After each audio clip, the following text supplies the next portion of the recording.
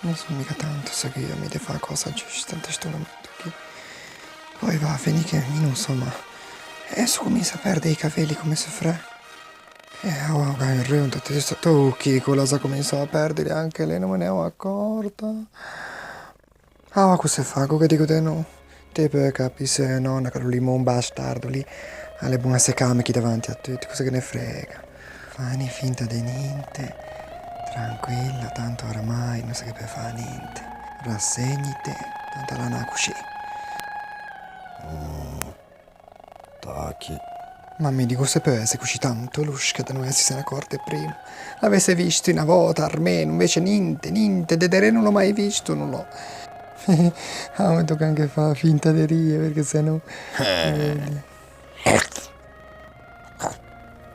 Mia, che suicido con lei.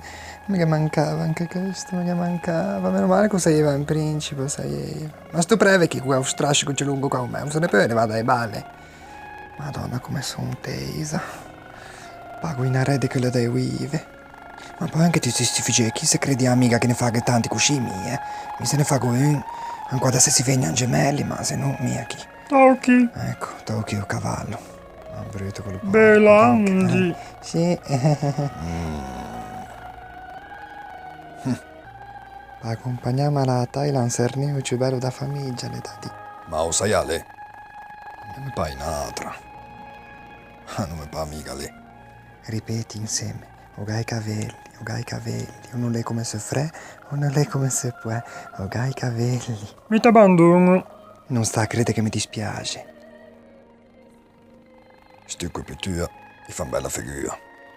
Fino a veisea ti pevi una seta, ora ti pei una bamboccia di porcellana. Cosa doveva dirmi? Fino a 26 ti che avevi i capelli. Sacco di brutta. Aspettami che arrivo, Giorgio. Questo vestito non è così tanto bello, vagamente. Siamo più belli noi altri. Faceva già i fiorellini belli. Fiorellini belli nasidenti, sono tutti streminzimi, chi? Che angoscia. Non t'ho detto che perdeva i capelli perché iva poi restare a scapolo per tutta la vita, ecco. E mi macchio. Oh lì. In che modo?